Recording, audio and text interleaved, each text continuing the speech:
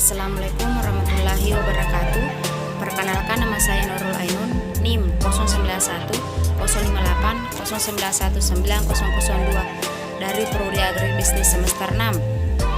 Baik, saya akan memaparkan materi dari konsep ekonomi konsumsi. Baik, langsung saja. Konsep ekonomi konsumsi.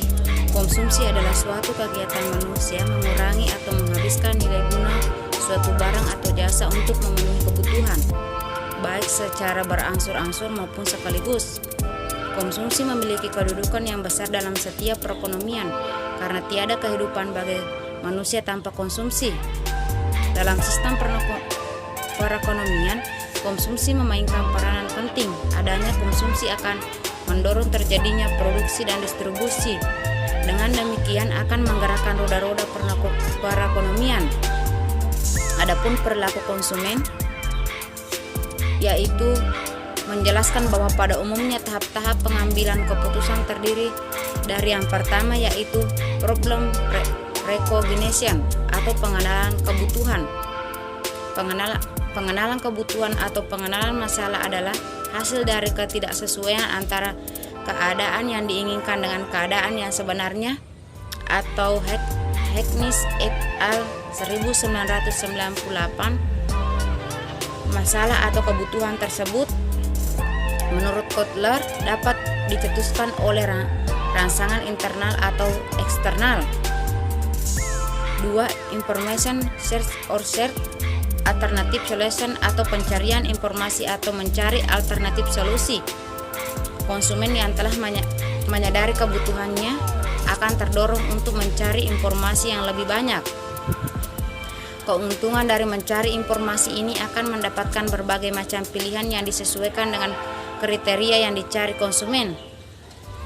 3. Evaluation of alternatives atau mengevaluasi beberapa alternatif. Jumlah kriteria yang dievaluasi oleh konsumen tergantung pada jenis produk, konsumen, dan situasi. Jenis kriteria yang digunakan untuk evaluasi bervariasi mulai dari berwujud seperti biaya yang dikeluarkan, fitur, sampai faktor-faktor yang tidak berwujud seperti gaya, prestis, dan image bermerek. 4. Purchase decision atau keputusan pembelian. Dalam melaksanakan niat pembelian, konsumen dapat membuat 5 sub keputusan pembelian. Keputusan merek, keputusan pemasok, keputusan kuantitas, keputusan waktu, dan keputusan metode pembayaran. Adapun yang kelima yaitu post-purchase proses atau proses pasca pembelian atau perilaku pasca pembelian. Ketika konsumen telah menggunakan sebuah produk, mereka mengevaluasi kinerja didasarkan pada harapan mereka. Peran pelanggan sangat penting, artinya karena peran pelanggan berhubungan dengan masa depan bisnis. Kepuasan pelanggan dapat menentukan perspektif kinerja produksi perusahaan di masa yang akan datang.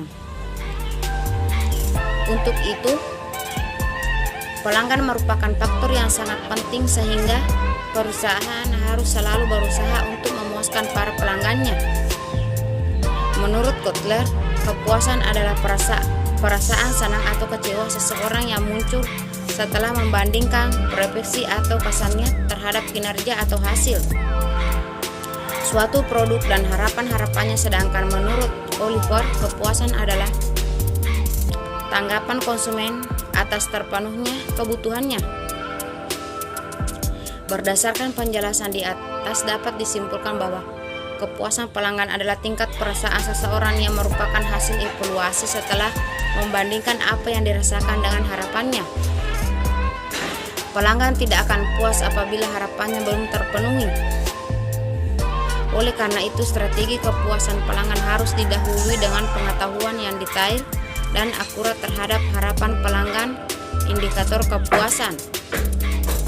Adapun konsumen, yaitu konsumen adalah sebagai berikut. Yang pertama yaitu perasaan puas atau puas akan produk yang pelayanannya, yaitu ungkapan perasaan puas atau tidak puas dari pelanggan saat menerima pelayanan yang baik dan produk yang berkualitas dari perusahaan. Dan yang kedua yaitu selalu membeli produk produk, yaitu pelanggan akan tetap memakai dan terus membeli suatu produk apabila tercapainya harapan yang mereka inginkan.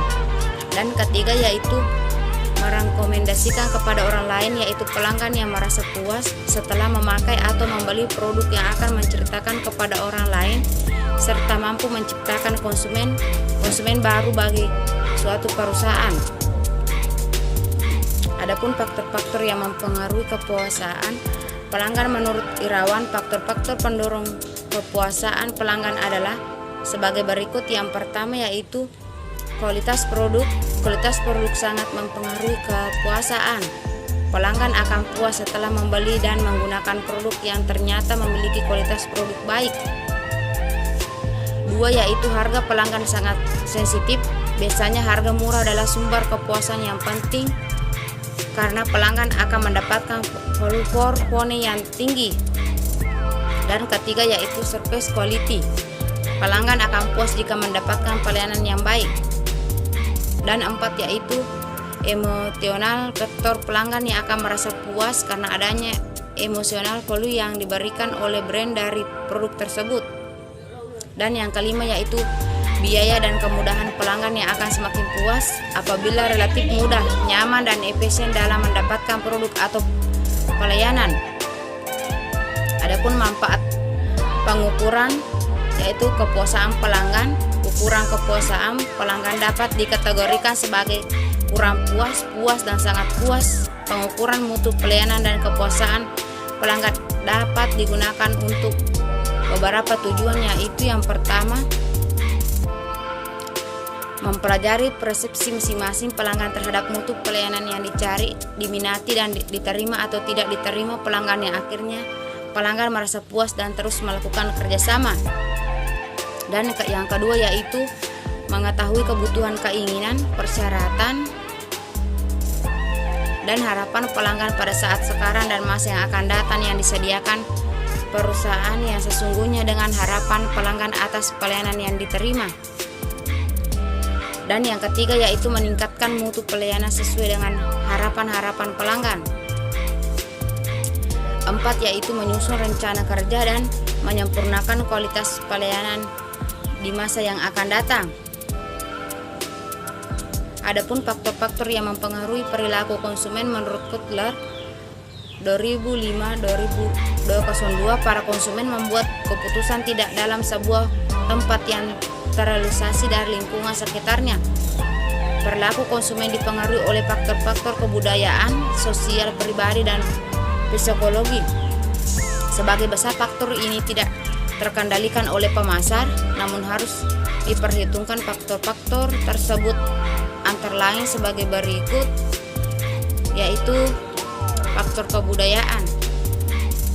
Faktor kebudayaan berpengaruh luas dan mendalam terhadap perilaku pembelian konsumen. Dalam faktor kebudayaan ini terdapat komponen antara lain yaitu budaya. Budaya merupakan faktor penentu yang paling mendasar dari segi keinginan dan perilaku seseorang karena kebudayaan menyangkut segala aspek kehidupan manusia. Menurut Kotler, kebudayaan adalah determinan paling fundamental dari keinginan dan perilaku konsumen. Sub-sub budaya terdiri dari kebangsaan, agama, kelompok ras, dan daerah geografis. Banyak sub-budaya yang membentuk segmen pasar penting, dan pemasar sering merancang produk dan program pemasaran yang disesuaikan dengan kebutuhan mereka. Adapun faktor sosialnya yaitu selain faktor budaya, perilaku seorang konsumen juga dipengaruhi oleh faktor-faktor sosial seperti kelompok acuan, keluarga, serta peran dan status. Kelompok acuan seorang terdiri dari semua kelompok yang memiliki pengaruh langsung atau tidak langsung terhadap sikap atau perilaku seseorang. Adapun faktor pribadi yaitu faktor pribadi merupakan cara mengumpulkan dan mengelompokkan kekonsistenan reaksi seorang individu terhadap situasi yang sedang terjadi. Perilaku seorang dalam membeli sesuatu juga dipengaruhi oleh faktor-faktor kepribadian dan konsumen yang bersangkutan. Adapun faktor psikologi, yaitu pilihan pembelian konsumen dipengaruhi oleh 4 faktor psikologi utama, yaitu motivasi, preferensi, pembelajaran, serta keyakinan dan pendirian. Motivasi, konsumen memiliki banyak kebutuhan pada waktu tertentu. Beberapa kebutuhan bersifat biogenis. Itulah yang sempat saya paparkan. Lebih dan kurangnya, Assalamualaikum warahmatullahi wabarakatuh.